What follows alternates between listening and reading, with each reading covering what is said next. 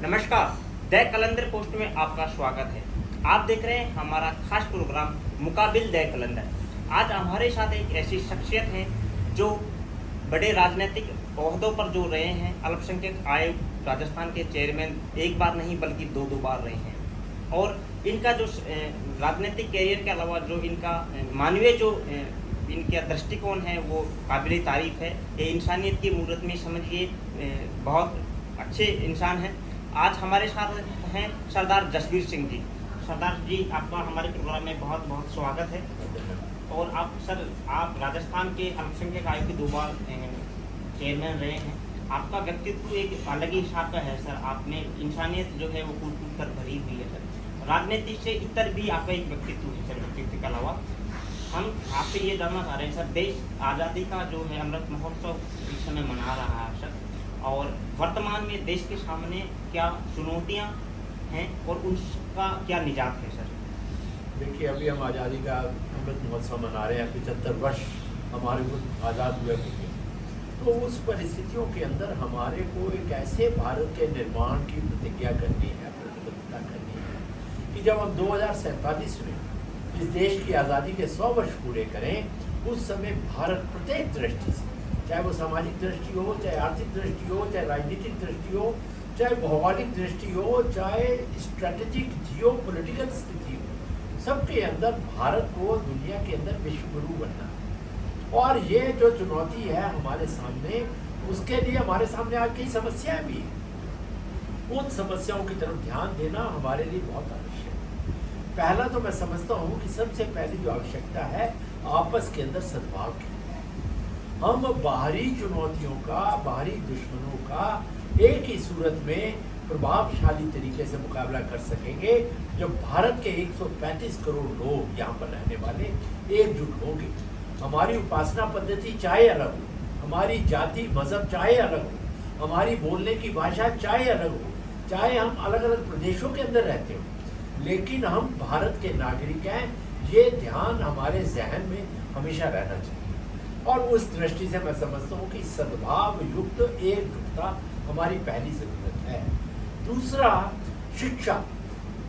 शिक्षा जो है वो जीवन में आमूलचूल परिवर्तन करने के लिए बहुत आवश्यक है। और जब मैं शिक्षा की बात करता हूँ तो समाज के सभी वर्गों में, और विशेषकर मैं नारी शिक्षा के बारे में विशेष बात करता हूँ। किसी बड़े आदमी ने कहा है कि अगर आप 1 साल की सोचते हैं तो गेहूं की फसल करिएगा, लेकिन अगर आप 10 साल की सोचते हैं तो आम के पेड़ लगाइए, लेकिन अगर आप 100 साल की सोचते हैं तो बच्चियों को पढ़ाइएगा और लिखाइएगा। तो एक नारी जो पढ़ी लिखी नारी होती है, बहन बेटी होती है, वो 3 परिवारों का उद्धार करती है और आगे के 100 वर्ष के समाज के निर्माण के अंदर उसकी बहुत बड़ी भूमिका होती है। तो नारी शिक्षा के ऊपर हमें विशेष तौर पर जोर देना चाहिए।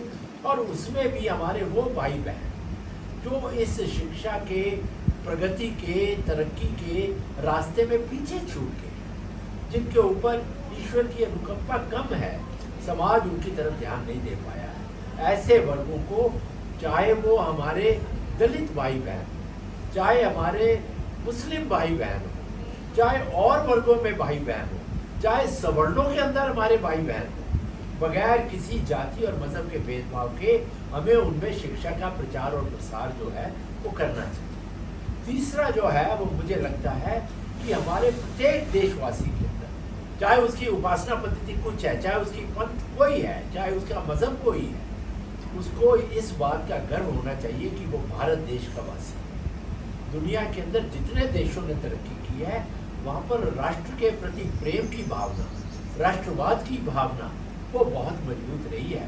चाहे वो जापान हो, चाहे जर्मनी हो, चाहे इजराइल हो, चाहे अमेरिका हो, और चाहे यूरोप के अन्य देश हो। तो वो देश के प्रति गर्व का भाव, देश के प्रति दायित्व का भाव, वो हमारे लिए बहुत जरूरी है आज के इस सामाजिक, इस परिप्रेक्ष्य में।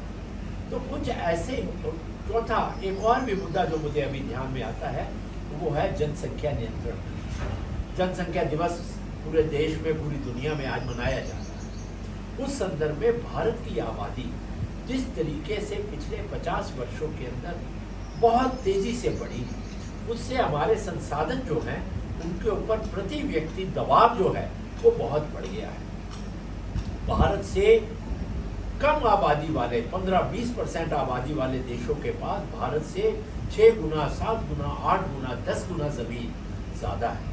ऐसी स्थितियों के अंदर हमारे को जनसंख्या पर नियंत्रण करना, बगैर किसी जातीय भेदभाव के, बगैर मजहब भेदभाव के, हमारे को इसमें एक कानून बनाने की आवश्यकता है, जिसका पालन देश का प्रत्येक वासी, चाहे वो किसी भी समुदाय का हो, उसको ये करना चाहिए। जब वो उसका छोटा परिवार होगा तो वो अपने परिवार के बच्चों पर ज़्यादा ध्यान दे सकेगा। अगर उसके सीमित बच्चे होंगे, सीमित संख्या होगी उसके परिवार की, तो उनकी शिक्षा पर, उनके स्वास्थ्य पर, उनके पालन पोषण पर, उनकी परवरिश पर, उनकी तंदुरुस्ती पर वो ज़्यादा ध्यान दे सकेगा। तो जनसंख्या नियंत्रण व्यक्ति की दृष्टि से भी, समाज की दृष्टि से भी और देश की दृष्टि से भी, ये भी एक बहुत ज़रूरी कदम है जिसको तो उठाया जाना चाहिए।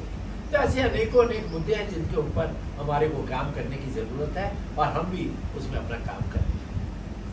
सर, अभी आपने बहुत सारा बात जो बताया राष्ट्र निर्माण में जिन चीज़ों से भूमिका हम लोग एक नागरिक के तौर पर कर सकते हैं, तो ये वाकई बहुत अच्छी बात आपने बताई है। लेकिन अब मैं एक एक बात सर आपसे पूछना चाहूँगा। जैसे आपने एक बताया, शिक्षा अगर है तो किसी भी राष्ट्र के निर्माण में शिक्षा बड़ा योगदान होता है, आदमी के खुद के विकास में भी और राष्ट्र के निर्माण में भी।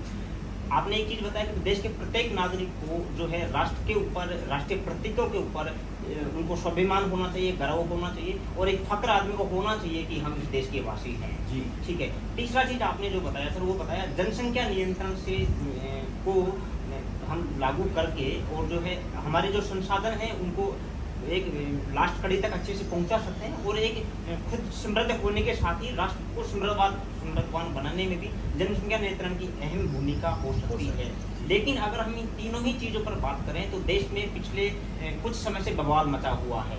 अगर हम शिक्षा की बात करें तो हम जब शिक्षा पद्धति जो है पुराने दिनों में धार्मिक चिन्हों को लेकर, पहनावे को लेकर, जैसे मैं अगर सीधा बात करूँ तो मैं कहूँ हिजाब को लेकर बहुत देश में बहुत बवाल कटा। न सिर्फ देश में बल्कि विदेशों से भी जो लोग हैं जिनको हमारे आंतरिक मामलों में दखल देने का कोई हक अधिकार नहीं है, उन्होंने इस चीज़ को एक धार्मिक जो है पहचान देने की कोशिश की और इस तरीके से लोगों को भड़काने की कोशिश की। हम अगर बात करें देश के प्रतीक चिन्हों पर गर्व करने की या हम देश के वासी हैं इस चीज़ पर स्वाभिमान से कहने की, तो हम देखेंगे कि पिछले बहुत समय से हम बात करें कि धार्मिकता को इस चीज़ में घुसेड़ दिया गया है कि साहब नहीं, मेरे मतलब में तो ये है, मैं इसको मैं राष्ट्रगान नहीं गा सकता, या मैं वंदे मातरम नहीं बोल सकता, या मैं भारत माता की जय नहीं बोल सकता।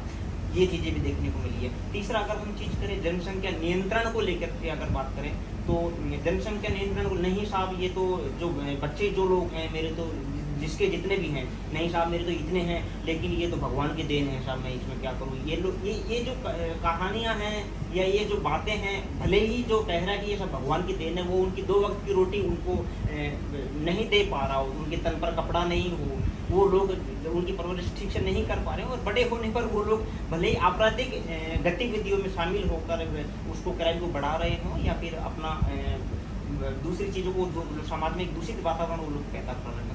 इस चीज़ का क्या समाधान है कि देश का प्रत्येक नागरिक इस चीज़ को समझे कि देश निर्माण में, राष्ट्र निर्माण में इन चीज़ों को कैसे उनकी समझ को बढ़ाया जा सकता है। और ये जो धार्मिकता की जो बात इन चीज़ों में आती है, जैसे शिक्षा में क्या होना चाहिए, ड्रेस कोड होना चाहिए, नहीं होना चाहिए, या सब अपना अपना सब क्या उसके क्या होना चाहिए सर इस चीज़। देखिए, अभी आपने जो कुछ मुद्दों के ऊपर कहा है, मैं उन कुछ मुद्दों के ऊपर ही अलग अलग मुद्दों पर बड़ी संक्षिप्त से टिप्पणी करूँ। जी, आपने अभी ड्रेस कोड के बारे में कहा, हिजाब के बारे में कहा।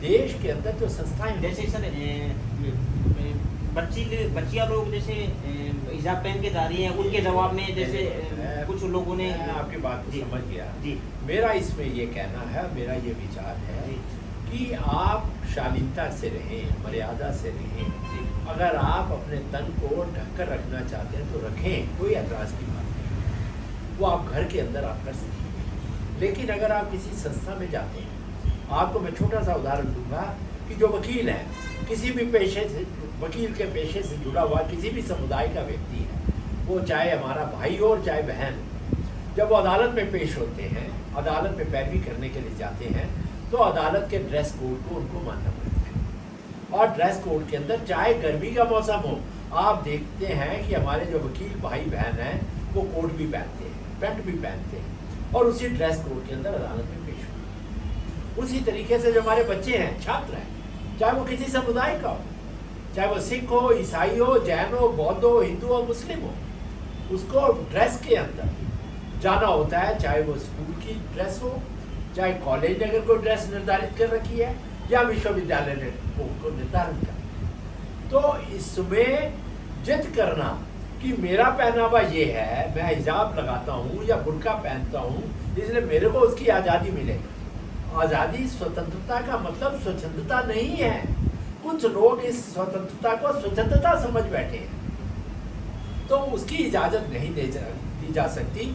एक अनुशासन, एक संयम और एक कलेक्टिव जो है प्रेजेंटेशन होता है, तो उसके अंदर मैं समझता हूँ कि हिजाब के मुद्दे को बेवजह तूल दी गई।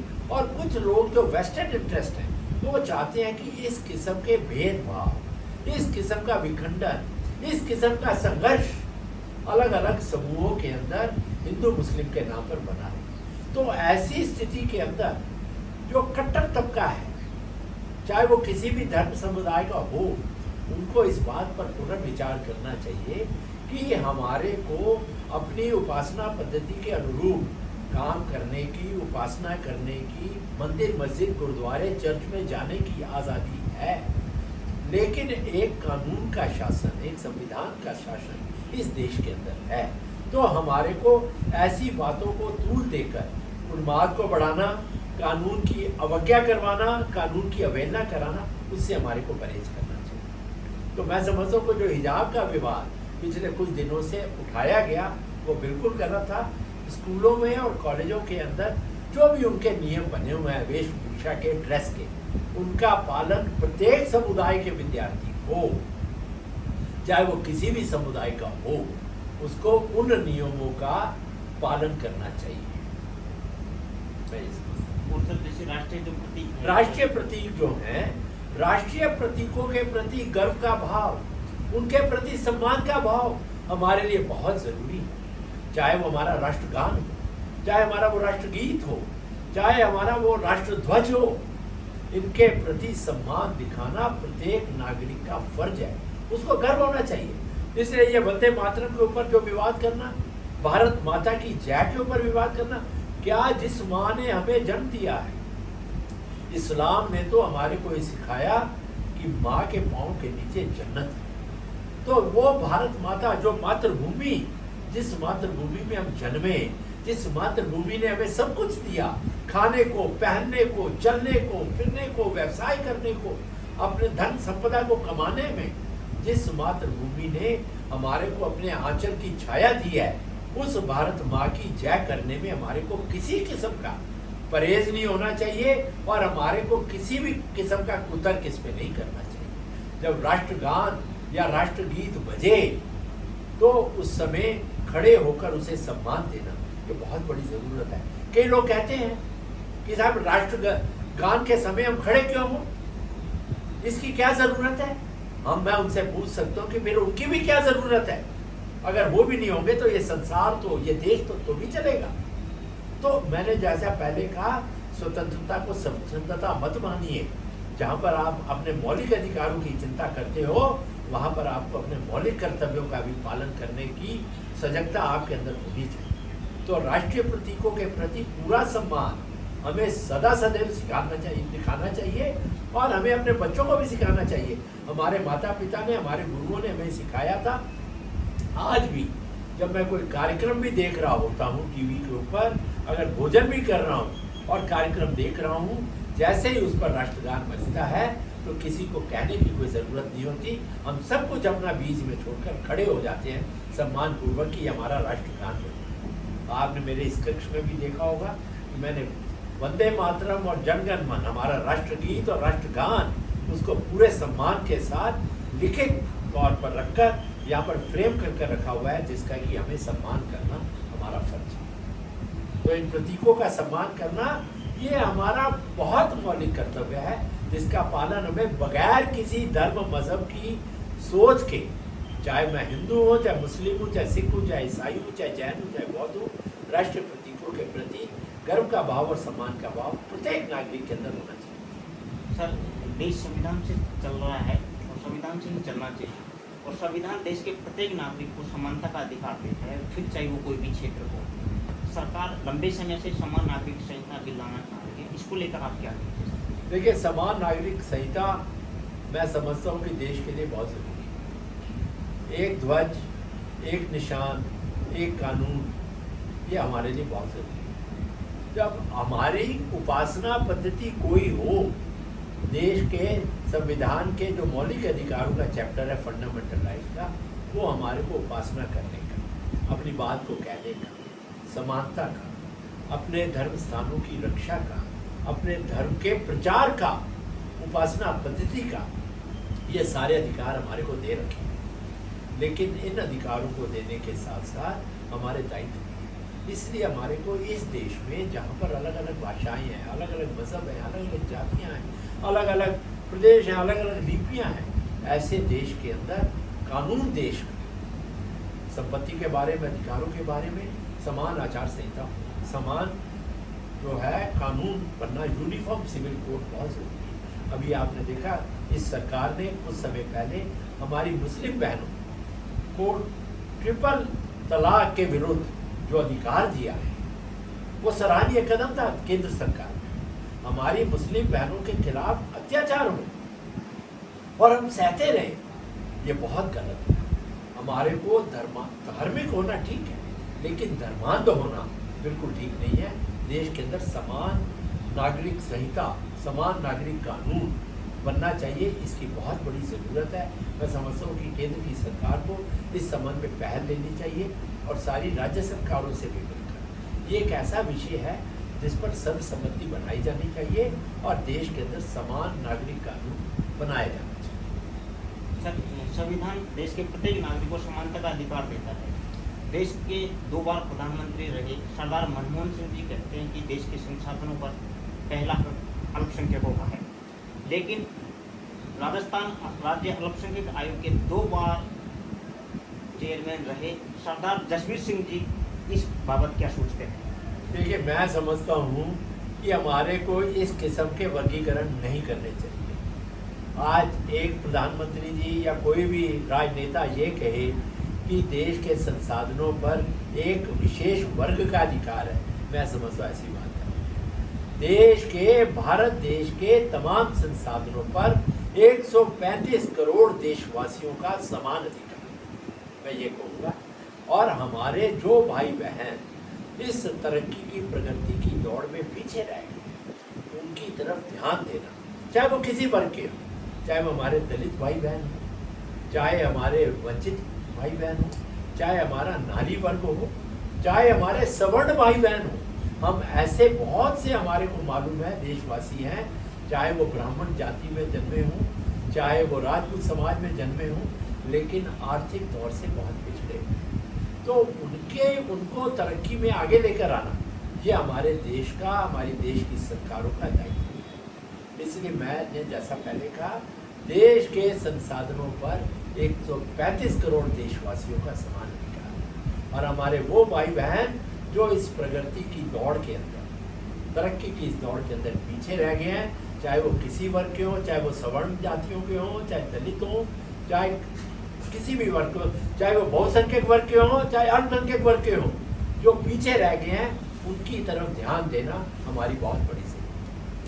देश के लगातार दूसरी बार प्रधानमंत्री रह रहे श्री नरेंद्र मोदी जी इस चीज़ को लेकर चल रहे हैं कि सबका साथ सबका विकास, लेकिन विरोधी पार्टियां उन पर ये तोहमत लगाती हैं कि साहब जो मोदी जी जो हैं वो अल्पसंख्यकों का जो उनके जो अधिकार हैं उनको मतलब अल्पसंख्यक उनके कार्यकाल में कुछ नहीं है या उनके साथ भेदभाव किया जा रहा है। इस चीज़ को लेकर आप क्या कहेंगे? देखिए, जो वर्तमान प्रधानमंत्री जी ने जो ये घोषणा कर रखी है कि सबका साथ सबका विकास, सबका विश्वास, सबका प्रयास, मैं समझता हूँ कि बिल्कुल आज की आवश्यकता है। कुछ राजनीतिक पार्टियां अपनी तुष्टीकरण की नीतियों की वजह से या वोटों की राजनीति की वजह से उन पर कुछ भी लांछन लगाएं, वो उनका अधिकार है राजनीतिक पार्टियों का कि वो अपना राजनीतिक विरोध दर्ज करें, राजनीतिक मत प्रकट करें, उसमें कोई बात नहीं। लेकिन जो प्रधानमंत्री जी कह रहे हैं उसके ऊपर पूरे देश के अंदर केंद्र सरकार अच्छे तरीके से काम कर रही है। जहाँ तक मुझे मालूम है, देश में किसी भी वर्ग के खिलाफ किसी भी किस्म का भेदभाव नहीं किया।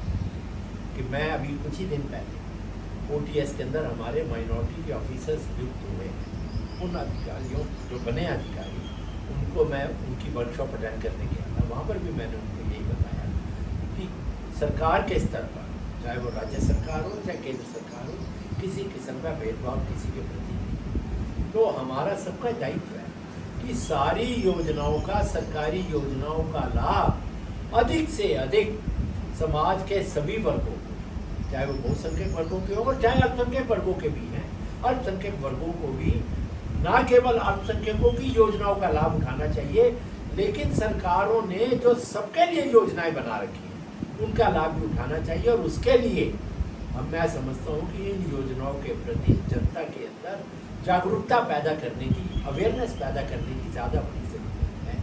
हमारे अल्पसंख्यक वर्गों के भाई बहन भी अशिक्षा की वजह से, शिक्षा के अभाव की वजह से इतने जागृत नहीं है। उनको जागृत करने का काम राज्यों के अल्पसंख्यक आयोगों का, देश के अल्पसंख्यक आयोग का, चाहे महिला आयोग है, चाहे SC/ST कमीशन है, चाहे OBC कमीशन है, और चाहे सरकारों के अधिकारी और राजनेता और मंत्री, उनका सबका, हमारा सबका काम है कि हम सरकारों की योजनाओं के प्रति जनता के अंदर ज़्यादा से ज़्यादा जागृति पैदा करें और उन योजनाओं का लाभ लोगों तक पहुंचाएं।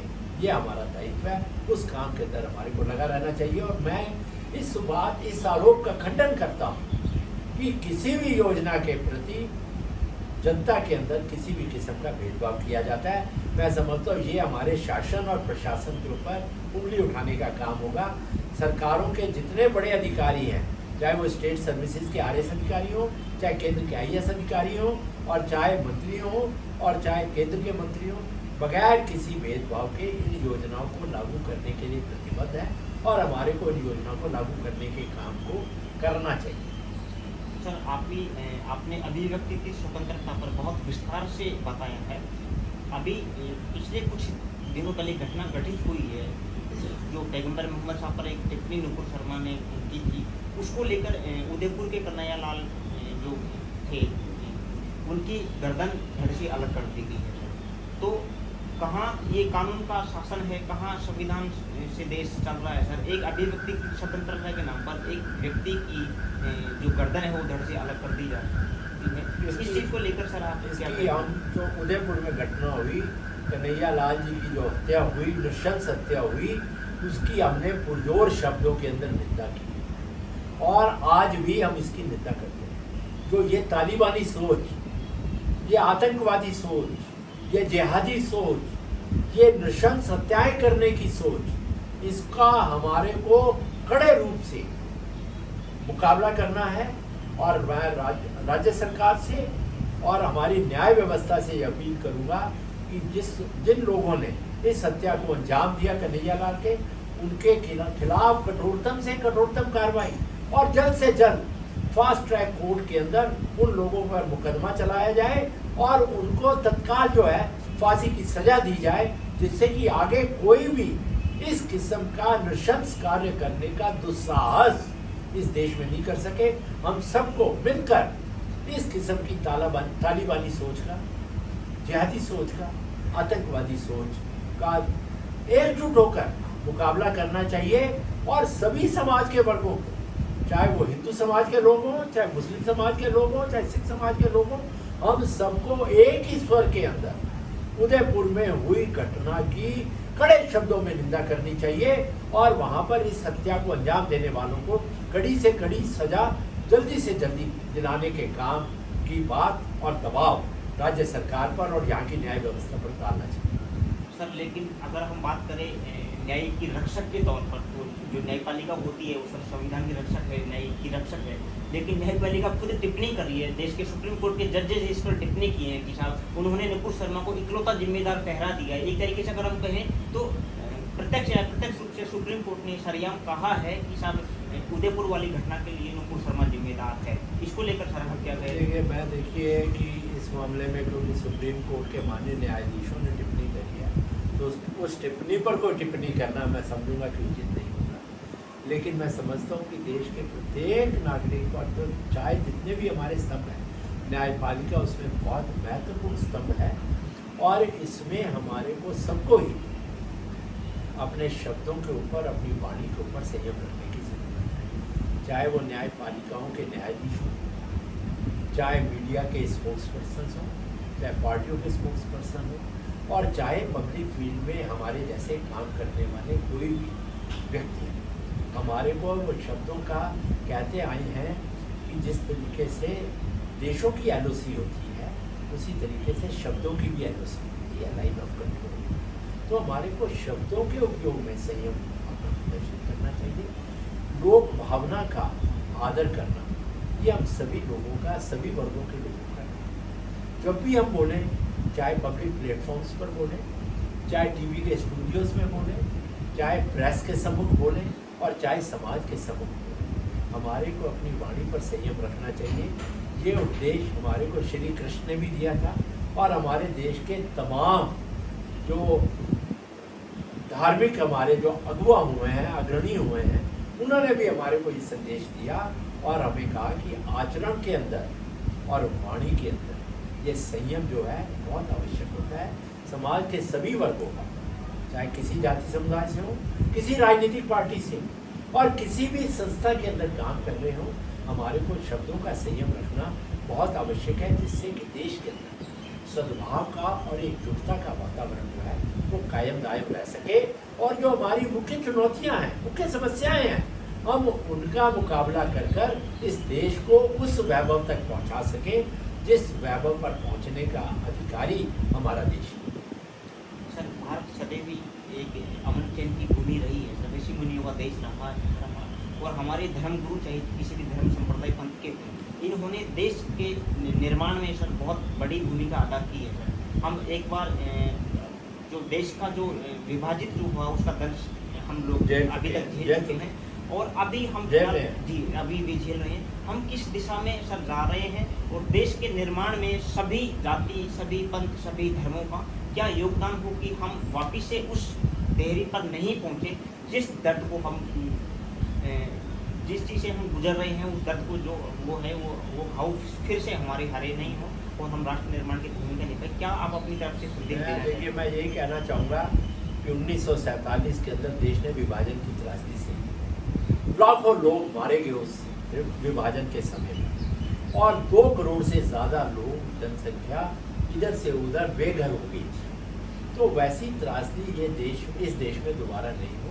उसका एक ही रास्ता है कि हमारी उपासना पद्धति चाहे हम किसी भी पंथ और जाति और समाज के वर्ग के लोग, लेकिन देश के नाम पर हमें एकजुट रहें, वो भाव हमारे में सब में आना बहुत आवश्यक है। जैसा मैंने पहले कहा, अभी दोबारा कहता हूँ कि वो विक्टर ह्यूगो हुए हैं, फ्रांस के बहुत बड़े चिंतक, वो कहा करते थे कि you can stop an army full with weapons but you can't stop an idea which time has come. अर्थात आप हथियारों से लैस सेना को रोक सकते हैं, लेकिन उस विचार को नहीं रोक सकते जिसका समय आ गया। और सच मानिए, सच जानिए, जिस तरीके से 20वीं सदी, 19वीं सदी यूरोप की, 20वीं सदी अमेरिका की, वैसे ही 21वीं सदी भारत की है। और इस सदी को भारत की सदी बनाने के लिए हम सबको एकजुट होना पड़ेगा, और हमारे को प्रत्येक नागरिक को, चाहे वो हिंदू हो, मुस्लिम हो, सिख हो, ईसाई हो, जैन हो, बौद्ध हो,